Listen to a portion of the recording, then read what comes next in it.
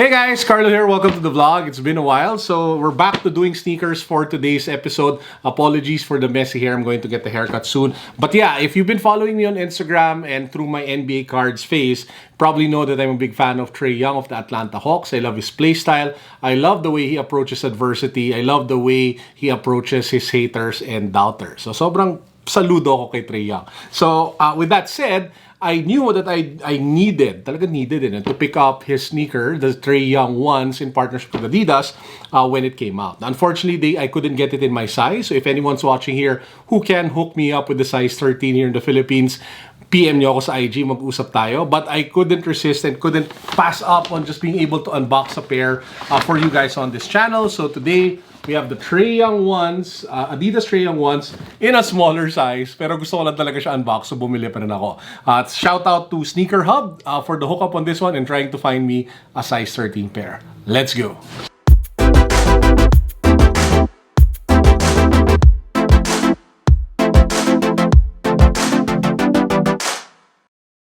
Now, immediately from the box, you can already tell Trae Young's play style and attitude when it comes to his haters because you can actually see.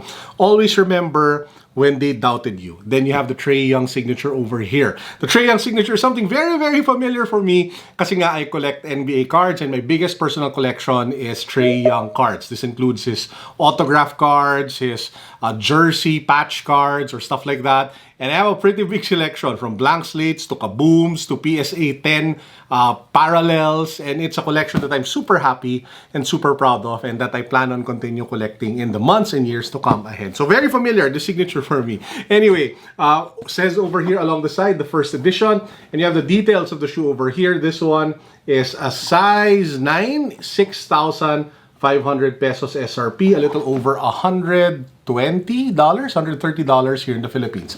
If you pop the box open, it is in that white and blue color. He is called Adidas TRAE. And then it has a note saying that it uses recycled content. So this is in part in line with the philosophy of Adidas to move their manufacturing and the materials that they use to more sustainable, recyclable materials. And this is the actual sneaker itself. Bam! Talagang it really is Adidas TRAE. It's Trae Young in a sneaker. Now, the first time I opened the box and saw the shoe in hand, it kind of reminded me a little bit of the James Harden Volume 5 shoes. But yeah, that's just one point I want to share. But overall, it does look very, very sick. Very Adidas TRAE in color and in build. Has some sort of like leather upper with different types of overlays, suede to make it probably look a little bit better and help with the containment.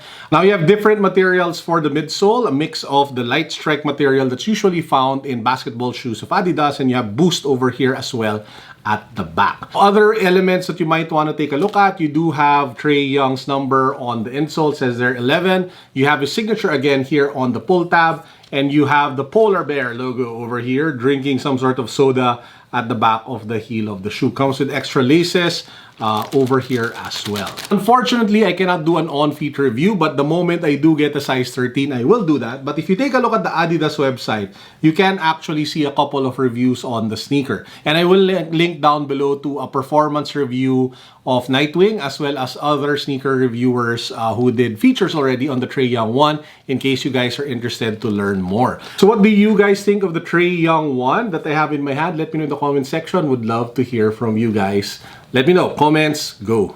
Okay, now speaking of NBA cards, I have a couple of, cards that came from a couple of box breaks that I joined. Dalawa yata siya. Alam ko may Trae Young to eh. So at this point in the vlog, buksan natin siya. Tingnan natin ano yung cards. And then, yun, we'll end the vlog there, no? But prior to that, I just want to give a quick update. Some people are asking about our tech channel, Unbox PH, that got hacked. Yes, it got hacked. Yes, it was recovered. Yes, may konting issue, but it should be back in the next few days. So, abangan nyo na lang yun. And with that said, punta na tayo sa NBA cards. Okay, so as promised, we have two sets of cards from two box breaks. So, from DR Box Breaks, I will link down below sa mga sa Pilipinas dyan na gusto nyo sumali. You can check him out. So, we have two. I forgot now what teams, and I honestly can't remember kailan nangyari to. So, lahat tayo maso-surprise. Now, sabi nila, yung hits daw ng 58 and 60 is in this box. So, we will check this out last. And then we will open this one first which I assume are yung non-hits, yung mga generic, I guess, base cards that we got, no? So, uy, dami. So, sumabog pa. So, we have, yun, no? We have our PC, Trae Young, Bogdan Bogdanovic, Cam Reddish, obviously I picked Atlanta, John Collins, Onyeka Okongwu. I have so many Onyeka Okongwu cards. Ang aking accidental PC, DeAndre Hunter, Kevin Werther, Cam Reddish. Now, it looks like I also picked Lakers kasi we have Andre Drummond, Cracked Ice, Anthony Davis, LeBron James base, Anthony Davis, nag-Pacers din ako. Caris LeVert, Dumanta Sabonis, Jalen, nag-Suns din tayo. Ano lang pinagkukuha ko. Jalen Smith rookie card, Devin Booker, Chris Paul, DeAndre Ayton, Cracked Ice, nag-Spurs din tayo, Devin Vassell, DeMar DeRozan, Keldon Johnson. I get so many Keldon Johnson cards. I even got like a die-cut version of this. DeJounte Murray, Patty Mills, Cracked Ice. Oh, we also picked Charlotte.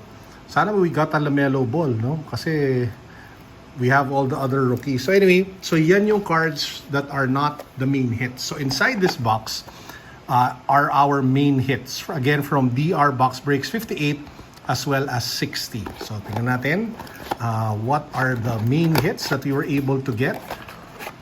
Okay, so you know, Cracked Ice LaMelo Ball, winner. Ganda talaga. Ito pa lang, medyo bawi na tayo. We have, PC natin, Raining Threes na Trae Young. Insert. Ganda, oh. What a nice card. But yeah, this one's like the really nice card. Anyway, we have another Trae Young, Elite Dominators. We have, may signature. We have Onyeka Okongwu Private Signings. Another Onyeka Okongwu signature or auto to add to the collection. Napakadami ko ng Onyeka Okongwu. Another, Trae Young, All Stars. Another insert. Meron ba, numbered ba itong mga to? Numbered ba? Hindi numbered. Kala ko numbered. Mali mo mga chamba. Hindi numbered. Okay. And then we have Devin Vassell. And then we have Devin Booker. So winner, di ba? So if you take a look at all of our major hits, you have an auto, you have a really high value card with the LaMelo Ball. So okay na. So shout out again to DR Box Breaks. These are two sets of cards from two breaks that I joined, which is 58 and 60, link down below. Boom. Yun, di ba? Panalo yung mga nakuha natin para. So guys, I hope you enjoyed today's episode. I definitely enjoyed doing this again. It's been a while. Nakamiss mag-vlog. Hopefully, I get to doing at least mga 3 to 4 times again a week. Dati nga, daily pa tayo, di ba? But yeah, last note pala, kung meron man nga dyan na meron size 13 Trae Young 1, message me on IG. That said, peace, God bless, what's up? Boom.